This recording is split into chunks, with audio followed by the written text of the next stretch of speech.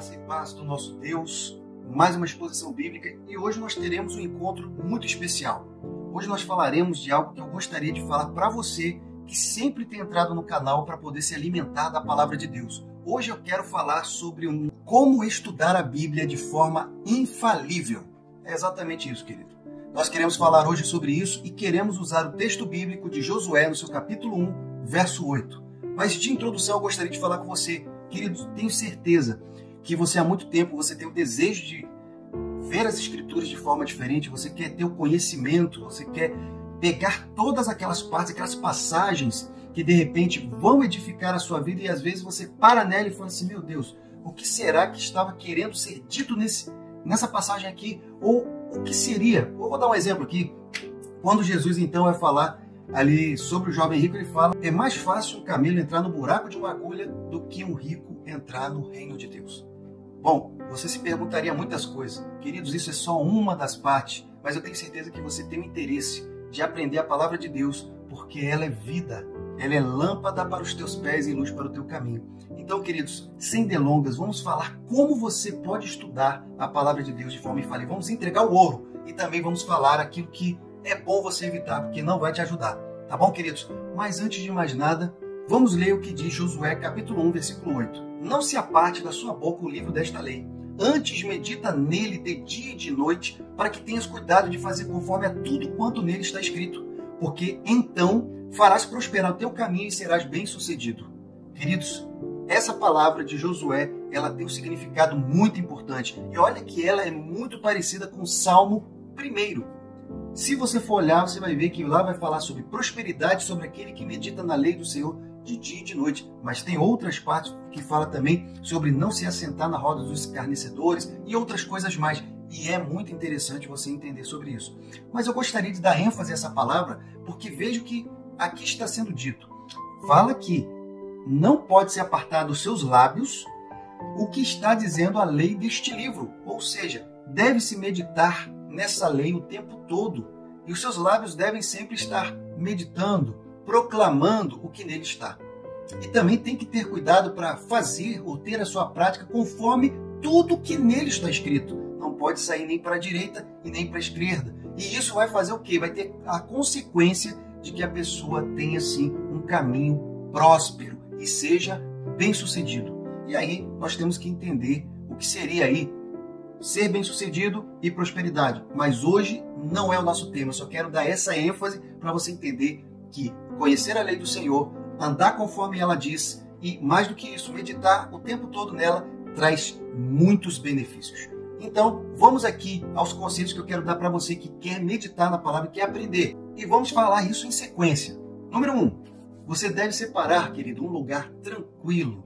Mas você também tem que ter um tempo específico diário para que isso aconteça. Não adianta você separar um local tranquilo se você visita ele uma vez por semana, uma vez a 15 dias. Quer dizer, você vai ter um estudo muito pobre, um estudo muito fraco, um estudo deficiente. Você tem que ter um local separado, tranquilo, mas que tem que ser com um tempo diário para que você possa estudar a palavra do Senhor. Número 2, você tem que orar ao Eterno, queridos, antes de começar. Por quê, queridos? Nós estamos falando de uma palavra que, sim, ela é revelação para todo aquele que crê no Senhor. São profecias que foram deixadas do Eterno para nós. Então nós temos que orar até Ele para que nós possamos entender a palavra do Senhor. Nós temos que entender a mensagem que Ele deixou para nós. Isso facilita muito. Número 3. Você deve fazer uma leitura anual. Não faça leitura anual.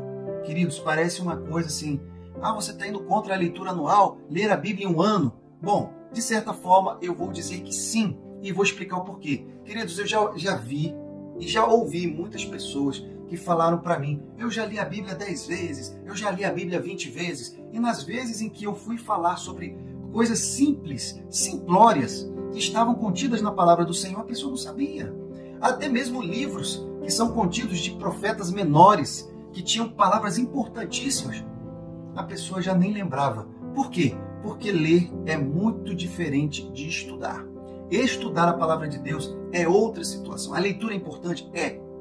Mas lembre-se que quando você também estudou para o colégio, muitas daquelas coisas você já se esqueceu. Mas eu tenho absoluta certeza daquelas matérias em que você tinha que se aplicar para entender, saber, para poder chegar na prova e fazer o seu melhor, essa você se lembra. Então a palavra de Deus, queridos, ela não se trata de uma leitura simplesmente, porque ali contém parábolas, ali contém profecias, ali contém muitas coisas que você precisa ter uma atenção para poder entender. Inclusive, essa parte eu vou ainda mais longe e vou te dar o conselho para você não começar o seu estudo pelo Antigo Testamento. Mas, Guilherme, a Bíblia começa no Antigo Testamento? Sim, meu amado, eu sei. Mas se você começar pelo Antigo, de repente, vai ter palavras que são aplicadas exclusivamente para os judeus em que você não vai entender a princípio e você vai pensar que está aplicando a você. Então, primeiro, começa no Novo Testamento, que vai ser a parte onde Cristo estará com o seu ministério. Ele vai começar a falar sobre a lei e sobre aquilo que ele acha importante. Ele vai falar sobre aquilo que a igreja... Então, tudo ali, tudo que está no Novo Testamento, em que Cristo está estabelecendo, é para a sua vida. E no Antigo Testamento vai ter alguma coisa lá que você vai ainda ter a prática? Sim. Mas lembre-se que no Antigo Testamento a maioria do tratamento que ali estava não era para os gentios, mas sim para a nação eleita, que são os judeus. Então, queridos, eu te dou essa dica, mas se você quiser começar pelo Antigo, pode começar sem problema nenhum. Mas eu acho que é mais fácil você começar pelo Novo Testamento.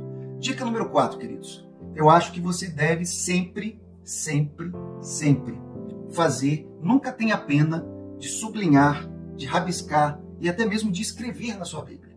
Porque é importante, queridos. Porque tudo aquilo que te chama atenção, ou até mesmo que te traz um ponto onde você quer saber mais, você vai lá e coloca uma observação. Você coloca uma interrogação, você coloca ali alguma coisa que te leve a você se aprofundar naquela parte daquela passagem. Então é importante você sublinhar, você anotar o que é importante, é você colocar todos os elementos para fixação do seu estudo. Dica número 5. Eu acho que você deve comprar uma Bíblia sem comentários de estudo.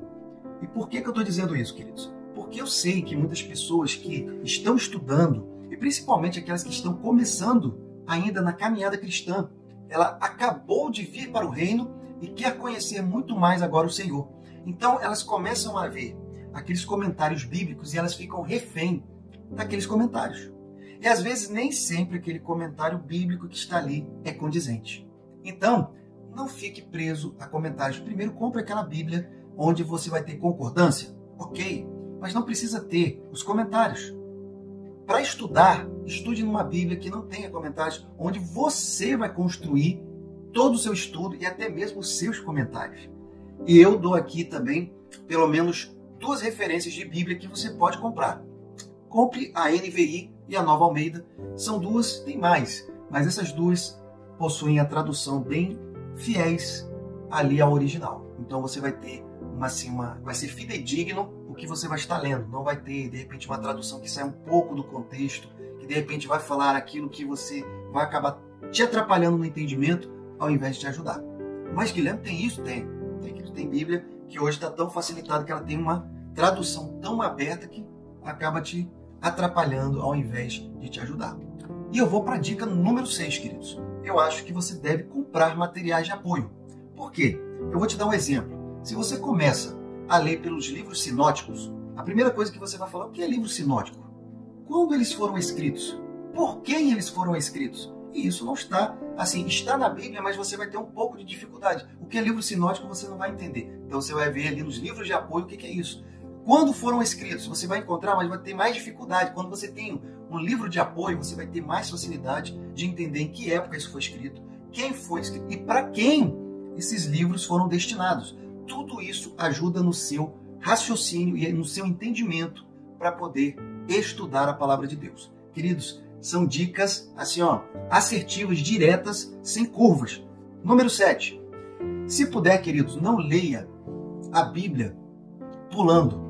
Eu vou ler hoje aqui o capítulo do livro de Mateus. Depois eu vou dar um pulo, eu vou para Atos. Não, queridos, tente fazer uma leitura em sequência, porque isso vai lhe ajudar. Vai lhe ajudar tanto também na narrativa dos acontecimentos que estão na Bíblia, como também no seu entendimento até para você estudar. Então, Outra coisa que eu posso colocar dentro desse tópico de ajuda a estudar a Bíblia é: não leia versículo isolado, querido. Leia sempre pelo menos um capítulo. E se não for um capítulo, pelo menos uma passagem inteira. Se você está lendo uma parábola de Cristo, não leia metade da parábola, leia toda. E leia também a conclusão que Jesus vai dar. Porque na maioria das vezes ele está falando a parábola para alguém. Ele está fazendo isso direcionado. Às vezes os fariseus fizeram uma pergunta capciosa, então Jesus Cristo vai contar uma parábola para que eles possam ficar assim. E aí eles acabam nem entendendo a parábola, mas é para eles e tem uma aplicação muito especial sobre ela. Então, faça dessa forma que o seu entendimento também vai ser bem amplo e vai ser conclusivo, não vai ser uma coisa que você vai ficar pela metade. 8ª dica para você estudar a Bíblia de forma infalível é você, se você tiver a oportunidade, faça parte de um grupo de estudos que ama ler e estudar a palavra de Deus. Se você tiver a oportunidade, queridos, procure um grupo que goste de estudar a palavra de Deus. Isso vai fazer toda a diferença. Por quê? Porque às vezes você já começou a fazer o seu estudo e às vezes tem a pessoa que está fazendo o estudo no mesmo momento que você e até mesmo no mesmo livro. E isso vai ajudar muito você na sua caminhada, porque vocês vão trocar experiências, vão trocar ali, de repente, a literatura que você está utilizando para material de apoio, a pessoa vai estar utilizando outro, ou a pessoa está usando uma fonte que está na internet. Seja o que for, você sempre vai ter algo para compartilhar e a pessoa para contigo. Dica número 9. Nunca, queridos, nunca estude a Bíblia sem contexto. Por que eu estou falando isso? Porque existem partes na Bíblia onde existe o contexto imediato e existe o contexto remoto. No contexto imediato, queridos, você vai saber logo nos versículos posteriores. E o contexto remoto, queridos, ele pode estar até em outro capítulo de outro versículo. Então é ótimo, por isso que existe também a concordância bíblica. Nunca se esqueça disso, existe a concordância bíblica exatamente para te dar mais elementos para você estudar, porque um versículo, ele às vezes vai fazer menção de um acontecimento que já ocorreu há muitos anos atrás, e você às vezes não leu ainda. Então, quando ele está falando, por exemplo, Sodoma e Gomorra, se foi citado Sodoma e Gomorra no Novo Testamento, você vai falar, mas Sodoma e Gomorra? E aí você vai ter que entender um pouco sobre esse local que foi destruído por causa do pecado. Então é importante você estudar. 10ª dica. Nunca pense, querido, que estudar a Bíblia é somente você ler e ficar somente teorizando. Entenda que quanto mais você conhecer a palavra de Deus, mais você vai ter que praticar os princípios que nela estão contidos. Então, queridos, se existem lá vários princípios elencados na Bíblia, entenda que você vai ter que fazer que nem Tiago, capítulo 1, verso 22 diz: sejam praticantes da palavra e não apenas ouvintes, enganando a vocês mesmos.